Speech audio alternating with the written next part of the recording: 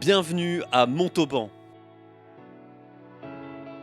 Comme tous les ans depuis 2019, le Ladies European Tour Access Series, la deuxième division européenne, pose ses valises dans la cité montalbanaise début juin. Une épreuve qui fêtait cette année sa 7e édition. Le chemin qui a été le mieux accompli et où on a fait beaucoup de progrès, c'est le parcours. C'est vrai que quand je suis arrivé ici, j'étais un peu inquiet, même si je ne suis pas un grand spécialiste. Mais en tout cas, les gens du Tour européen sont venus et c'est vrai que le parcours était limite. Donc ils m'ont fait donc confiance. Et puis un cahier des charges qui est remis chaque année au club permet aujourd'hui d'avoir un parcours qui a fait beaucoup de progrès. Donc ça, c'est la grande satisfaction. Et puis après, voilà, moi je le constate avec donc la fréquentation, avec des partenaires qui se renouvellent, qui sont fidèles. Il y a les partenaires privés, bien évidemment, avec les sociétés privées qui sont à Montauban ou dans la région, mais il y a aussi la ville de Montauban qui est partie prenante et qui nous aide chaque année et qui participe pleinement à cet événement et qui en a fait un de ces deux événements principaux de l'année. La petite nouveauté cette année, c'est que c'est plus le Montauban Ladies Open, c'est l'Arkea Montauban Ladies Open, puisque on a le plaisir d'avoir cette belle marque qui nous rejoint en tant que partenaire titre et qui va aider le tournoi et surtout le golf féminin.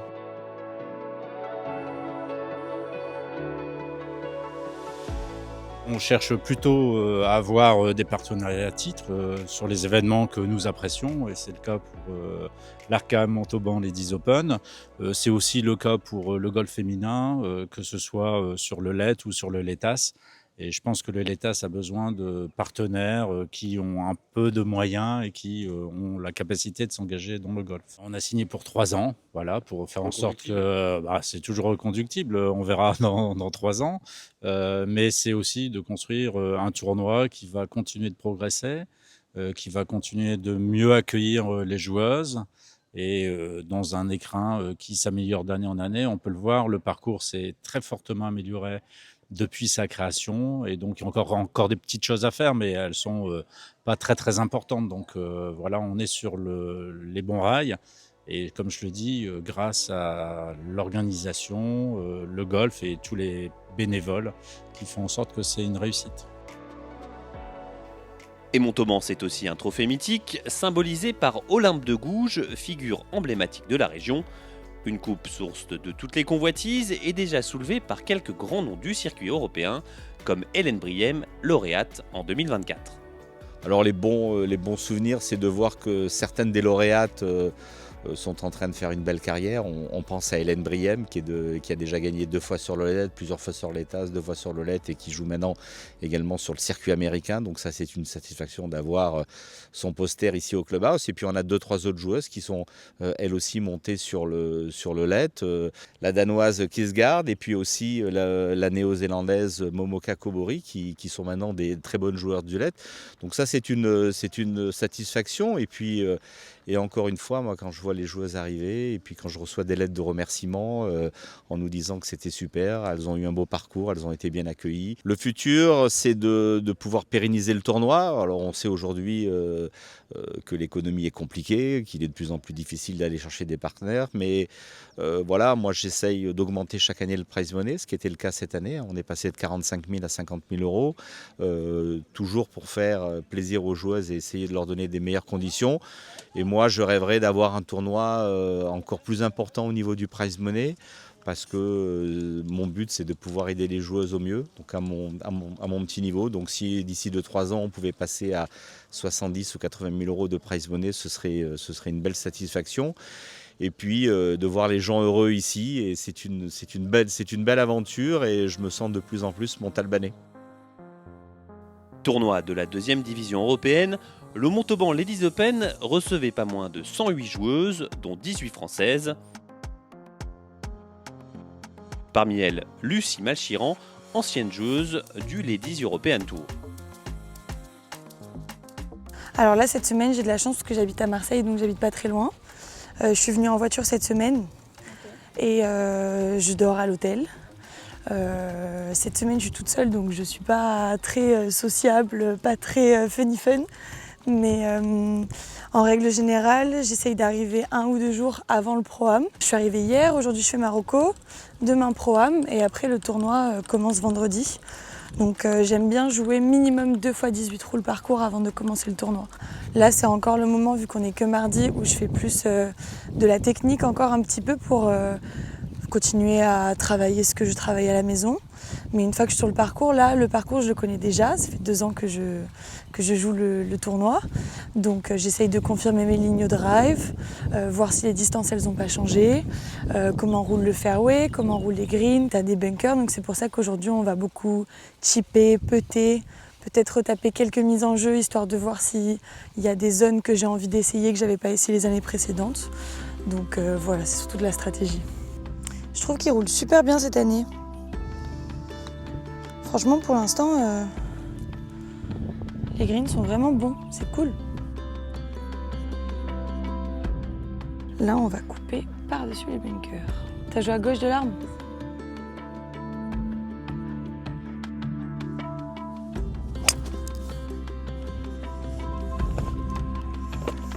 Ok. Sur le côté financier, l'État, c'est plus compliqué.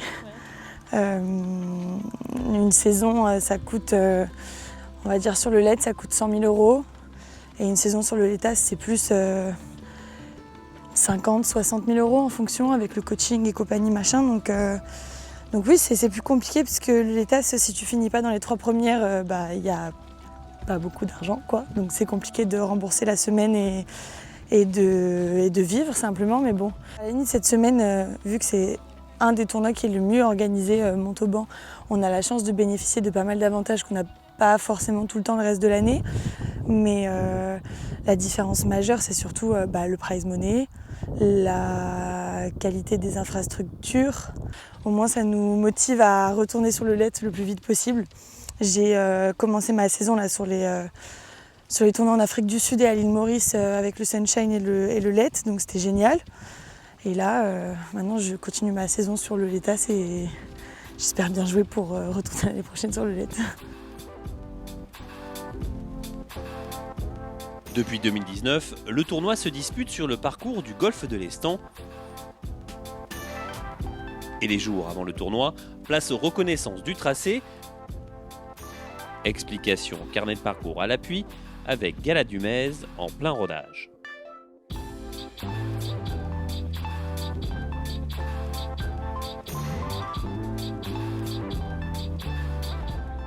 Autour du green, les numéros, c'est la difficulté du shot.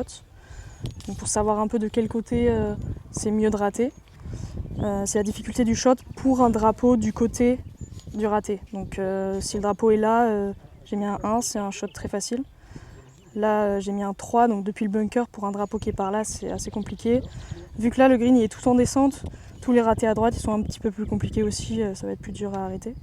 Mais voilà, du coup, ça me donne une idée un peu des dangers. Là, ce qui est cool, c'est que les greens sont plutôt bien dessinés déjà, donc tu vois, les grosses infos là, elles ont été mises, donc j'ai rien rajouté moi. On sait qu'il y a un plateau assez prononcé, 15 mètres dans le green. Et ensuite, j'aime bien marquer, donc là, il y a 157 au drapeau. Du coup, je marque la distance et après, je fais mes petits calculs avec le vent. S'il y a du dénivelé, là, c'est pas le cas. En fonction d'où est le drapeau, si j'ai envie de rester un peu courte. Si c'est un drapeau au fond, par exemple, de rester courte, etc.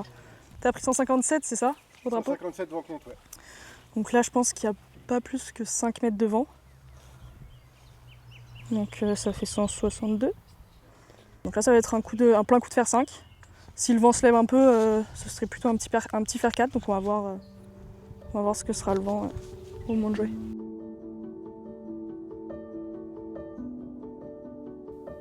Passée pro en 2025, la Française avait terminé 30e du Arkea Montauban Ladies Open en 2021 en tant qu'amateur. Mais cette année, la Bordelaise croit en ses chances et voit encore plus loin.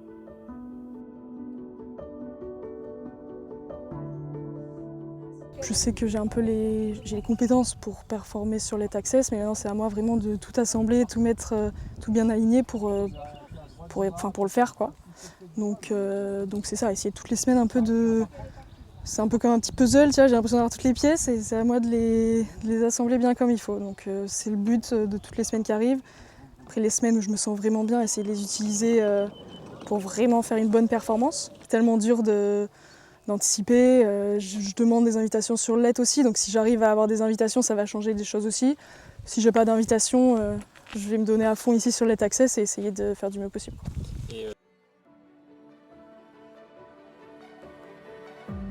Les jours avant le début de la compétition sont aussi le moment des fameux Pro-Am et l'occasion de rencontrer des amateurs de golf de prestige comme Cyril Baille. Le rugbyman du Stade Toulousain et de l'équipe de France a débuté le golf il n'y a même pas un an, mais ne peut déjà plus s'en passer. Ouais, honnêtement, c'est une passion et même voilà, moi maintenant aussi je suis plus sur la fin que sur le début. J'ai eu aussi des moments compliqués avec ma cheville et tout. Ça permet aussi de se vider la tête quand tu es dans le dur ou que tu as des moments un peu compliqués. Donc c'est vraiment un moment, j'ai envie de dire, privilégié parce que pendant 4 heures, 5 quarts de temps, tu es dans la nature, tu joues tes coups. Des fois tu t'énerves un peu, mais en tout cas, ouais, ça permet de se vider la tête complètement. Ouais. Je voulais trouver un sport aussi après ma carrière qui me tienne un petit peu. Qui te maintiennent en forme, mais aussi pour avoir des objectifs de résultats. Et moi, je le prends plus comme une compétition qu'une partie de plaisir. Donc voilà, j'ai découvert aussi ce que c'était un Grand Prix. J'avais mon père qui était comme caddie. Et au départ du numéro 1, je lui ai dit, mais qu'est-ce que je fous là en fait? Il m'a dit, mais il faut que tu ailles, t'es habitué à la pression, mais c'est pas la même pression en fait. Quand tu es tout seul devant ton tee, que tu as 20 personnes, même si c'est 20-25 personnes qui te regardent, tu te retrouves un peu comme un con, quoi.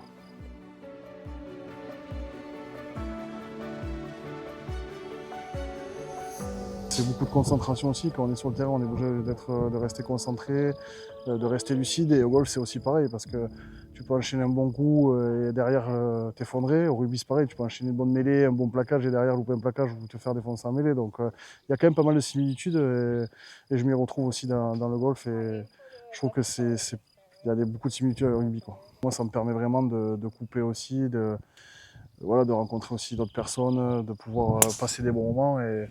Et comme je te dis, c'est quelque chose pour l'après-carrière aussi. C'est important de trouver quelque chose aussi qui t'anime sportivement parce qu'on est tous des compétiteurs et le golf, franchement, tu peux jouer très tard aussi. Donc c'est un sport qui est fantastique. C'est vrai que je commence tard, mais après c'est un beau challenge aussi. Et voilà, je vais essayer de descendre le plus bas possible et essayer de faire des belles choses dans le golf amateur. Ça serait bien, on verra bien. Autre moment fort avant le début du tournoi, une démonstration de Marine Griffot aux jeunes du Krebs de Toulouse. L'occasion pour la Française d'échanger avec ces jeunes issus de tous les sports. Déjà, je pense que l'échange, c'est quelque chose entre sportifs, je pense qu'on aime faire. J'aime apprendre aussi d'eux, savoir ce qu'ils font, parce que comme je leur ai dit, tu peux apprendre aussi d'autres sports, parce que je pense que le process au fond c'est le même. Après, j'aime beaucoup transmettre, parce qu'au final, quand j'étais plus petite, c'est vrai que j'ai pas eu cette chance. J'ai commencé plus tard, donc il y a des erreurs que j'ai faites parce que j'avais pas les bons mentors. Les aider, entre guillemets, ça me touche parce que moi, on m'a pas forcément aidé quand j'étais plus jeune. Après, j'ai eu la chance d'aller à la Fédé. Après, tout a été tourné vers moi, mais dans mon sens, entre guillemets. Mais c'est vrai qu'au début, ça n'a pas été facile. Là, je suis repartie sur un in et un off, faire des choses que j'aime. Parce que je cours beaucoup, mais au final, est-ce que courir, c'est pas aussi pour le projet? Après, j'ai des objectifs, faire un semi-marathon, ça me porte, mais c'est vrai que c'est aussi tourné par ma performance, parce que ça va aussi m'aider pour mon sport. Donc, je me lance là un peu sur les réseaux. Donc, suivez-moi, parce que j'ai envie de montrer, en fait, pas forcément que le golf, j'ai envie de montrer qu'est-ce que c'est d'être une athlète féminine, parce que je trouve qu'on n'en parle pas assez. Donc j'ai envie de faire parler de ça parce que c'est un truc qui m'amuse. J'ai eu des études de journalisme aux US, donc j'ai l'impression que c'est quelque chose que j'ai connaissance et j'ai envie de faire partager ça aux gens. Et pour Marine Griffot, lauréate de l'Arkea Montauban Ladies Open en 2021, cette semaine rime forcément avec bons souvenirs, mais aussi avec l'envie de retrouver rapidement le chemin de la victoire. Ça a été une super expérience parce qu'il y avait du beau monde et puis ça m'a permis de savoir aussi que je voulais vraiment tout passer pro parce que j'étais amateur à cette époque. Et au final, forcément quand on gagne c'est plaisant, mais j'ai vraiment aimé cette pression. Au final, c'est ce qui nous fait vibrer, je pense, en tant qu'athlète, cette adrénaline. Quand on gagne, je pense que tout est possible et cette envie-là, c'est pour ça que je suis encore là et que j'ai envie de mettre ma main sur ce trophée. Vendredi 5 juin, c'est jour de premier tour sur le parcours du golfe de l'Estan pour les 108 joueuses du champ.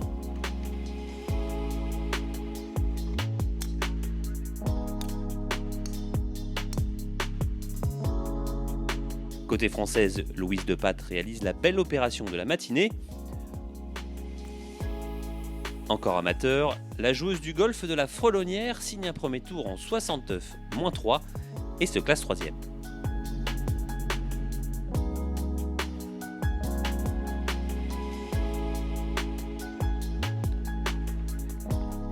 J'ai plutôt bien commencé. J'ai fait un bogey, j'ai commencé par 3 putts, donc fallait bien se remettre dedans. Après j'ai enchaîné 2 birdies. Et en fait, il y a un trou, j'ai fait eagle. En fait, je savais pas que c'était un par 5. Donc ça m'a bien aidé, je suis bien revenue. Le retour est un peu plus compliqué, mais j'ai fini par un birdie, donc ça va. J'aime bien le parcours, il est assez long, donc ça me correspond pas mal. Les fairways sont assez larges, donc je peux mettre des gros drives. J'ai un petit peu plus mal à attaquer les greens aujourd'hui, mais j'aime bien le parcours. Ouais. Non, je veux pas avoir la grosse tête, mais je pense que je pourrais essayer de gagner. Ouais.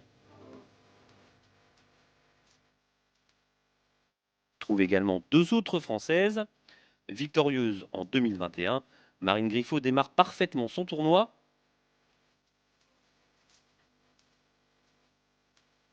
Même chose pour Lucie Malchiran, auteur d'un birdie au 18 pour boucler sa journée.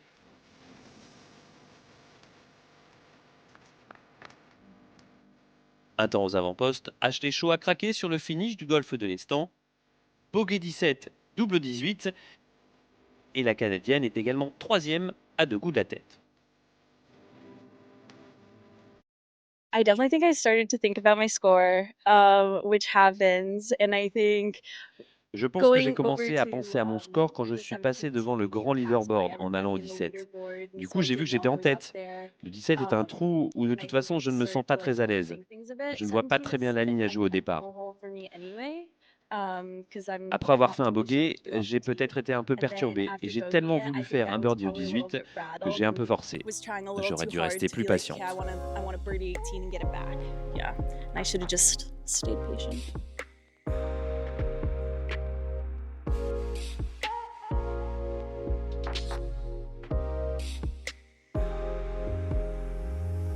Un tournoi, on le retrouve aussi d'anciennes joueuses qui ont brillé sur le Ladies European Tour, comme Anaïs Messonnier.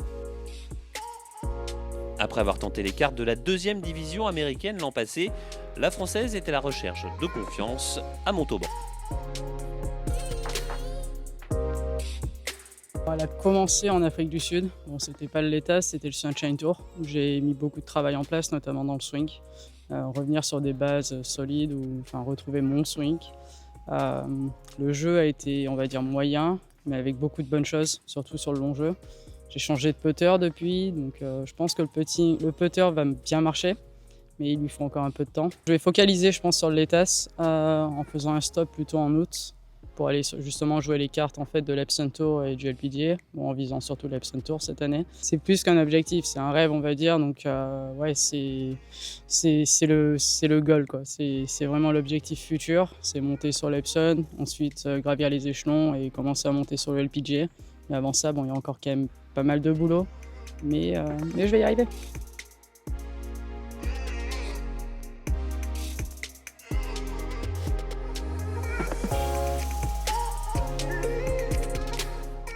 L'année dernière, j'ai un peu boudé le LETAS, parce que quand on redescend de la première division, c'est compliqué d'aller jouer des petits tournois, au niveau de la dotation, c'est compliqué de vivre avec ces tournois. Donc j'avais un peu fait du boudin. Là, cette année, j'ai eu quelques petits soucis, pareil, pendant les cartes, ma chaîne qui est décédée, donc ça a été un peu compliqué. Mais du coup, ça fait relativiser, et en fait, on essaie de se concentrer vraiment sur l'avenir. Je pense que si j'avais pas cet amour pour la compétition, j'aurais déjà arrêté depuis très longtemps. Et c'est justement ça qui me fait tenir. Je suis une compétitrice et c'est ce qui me fait vivre en fait. C'est sous le soleil que le 2e jour est lancé. Un tour synonyme de cut pour les 107 joueuses du champ. Et sur les 18 françaises présentes cette semaine, 2 vont jouer les premiers rôles ce samedi.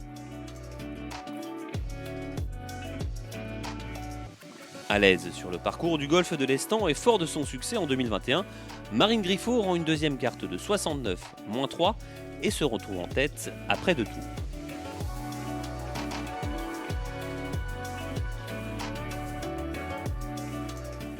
c'était facile entre guillemets depuis 2 jours. Je tape les fairways, je tape les greens.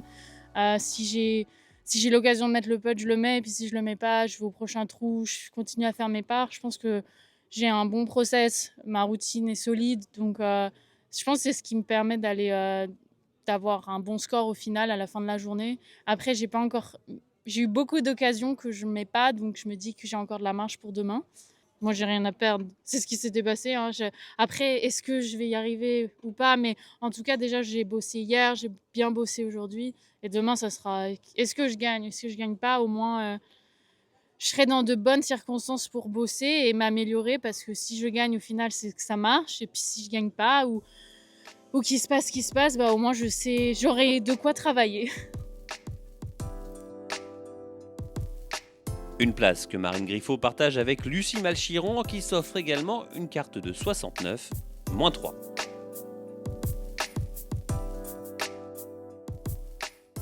C'était une super journée, je suis très contente. C'était 2 super parties de golf. Je suis contente de mon grand jeu, contente de mon petit jeu, ce que je travaille est en train de se mettre en place.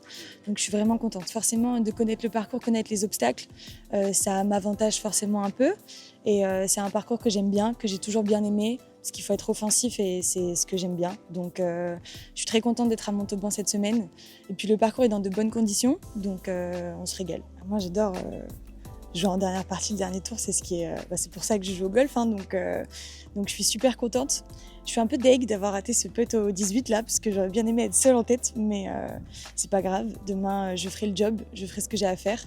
Et moi, c'est ce que j'aime, la pression du dernier tour, donc je vais tout faire pour que ça marche bien demain. À -6, on retrouve 2 autres joueuses, la malaisienne Geneviève Ling et la danoise Sofgard Bids.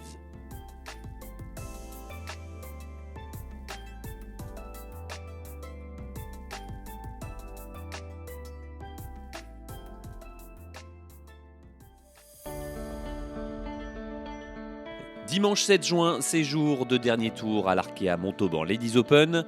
Et du bon monde s'est déplacé au golfe de l'Estan pour ne pas louper une miette du dénouement. C'est la 7e édition, donc ça veut dire que c'est une épreuve qui s'est installée. Plus de 100 joueuses, je trouve que c'est pas mal. Et donc bien sûr, l'objectif c'est de faire rayonner cette épreuve et puis de faire connaître Montauban dans un site qui est remarquable, qui est un site qui appartient à la mairie. Le bâtiment, vous avez vu, la Bastide a été rénové par la collectivité. Et voilà, l'objectif c'est que tous ces éléments se rejoignent pour faire briller la ville. Ce sont des jeunes joueuses qui ont donc leur carrière devant elles et qui se rappelleront toujours de leur passage à Montauban, puisqu'a priori, elles apprécient à la fois les conditions de jeu, l'accueil, et donc ça devient les ambassadrices de Montauban sur la planète entière, et c'est notre objectif.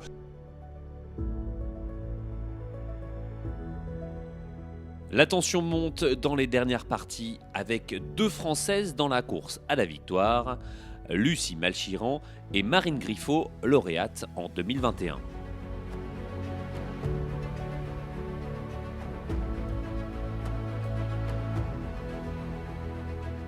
Mais c'est finalement une autre tricolore qui va s'illustrer. Partie un peu plus tôt, Lorraine Olmé réalise une partie canon.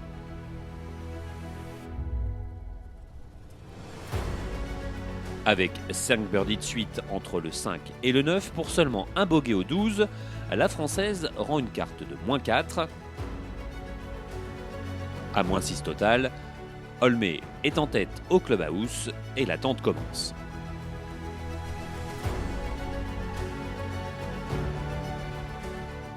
Mais derrière, ses adversaires n'arrivent pas à la rejoindre. Seule Sarah Skovsgaard-Blies a encore une chance. Avec 2 birdies au 16 et au 17, la Danoise se retrouve -5 au départ du 18. Pas de miracle pour Skovsgaard-Blies qui concède un ultime bogey au 18. Olmé peut savourer.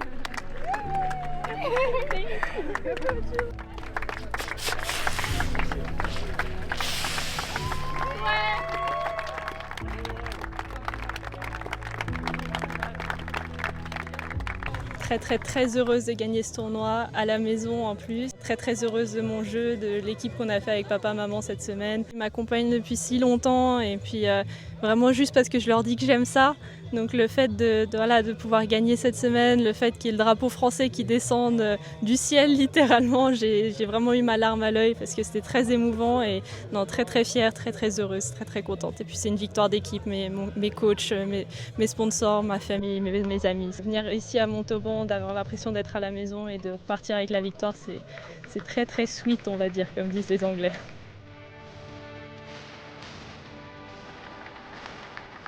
La Française remporte sa première victoire sur le Net Access Series, un succès qui lui permet de prendre la tête de l'ordre du mérite.